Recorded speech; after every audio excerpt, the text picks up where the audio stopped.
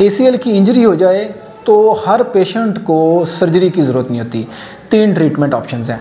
सबसे पहला treatment option होता है फिज़िकल थेरेपी। ये उन पेशेंट्स के लिए होता है जिन पेशेंट्स की कंप्लीट इंजरी नहीं होती, ACL पार्शली इंजर होता है और स्टेबल पैटर्न में होता है, तो उसको हम फिज़िकल थेरेपी से हमने अचीव क्या करना होता है, ये अचीव करना होता है कि हम उसके जो इर्द गिर्द जो नेबरिंग स्ट्रक्चर्स हैं, जो मसल्स हैं, उनको स्ट्रॉन्ग करते हैं, ताकि जो अगर वो स्ट्रॉन्ग होंगे, हैमस्ट्रिंग्स और क्वाड्रिसेप्स वो स्ट्रॉन्ग होंगे, तो जो ACL की वजह से लेग्जिटी आ जाती है वो उसको कोप कर लेते हैं और उसको जो है ना वो स्टेबल कर लेते हैं, तो घुटने की स्टेबिलिटी उससे आ जाती है। तो ये एक ट्रीटमेंट है। सेकंड ट्रीटमेंट जो होती है वो होती है ब्रेसिंग।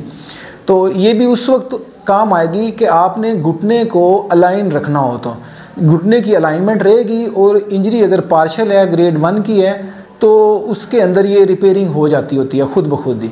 तो फिज़िकल थेरेपी और ब्रेसिंग को अगर हम इकट्ठा यूज़ करें तो बहुत सारे पेशेंट ऐसे होते हैं जो पार्शियल इंजरी के, जिनको ACL के रिकन्स्ट्रक्ट करने की बिल्कुल ज़रूरत नहीं होती या उनकी सर्जरी करने की ज़रूरत नहीं होती।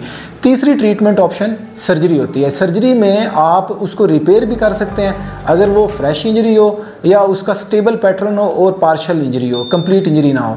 लेकिन अगर कंप्लीट टॉर्न हो तो फिर उसकी सर्जरी रिकन्स्ट्रक्शन करते हैं। रिकन्स्ट्रक्शन का मतलब ये है कि जो लिगामेंट टूट गया है उसको तो आप रिपेयर नहीं कर सकते, उसकी जगह पे एक नया लिगामेंट आपको डालना पड़ता है। और वो नया लिगामेंट हम कहाँ से लेते हैं, वो उसी पेशेंट के ही किसी और एक्स्ट्रा टेंडन को हम लेते हैं जिसमें से, और वो उसी का हम वो लिगामेंट बना के नी के अंदर लगा देते हैं और उसको फिक्स कर देते हैं। बहुत शुक्रिया।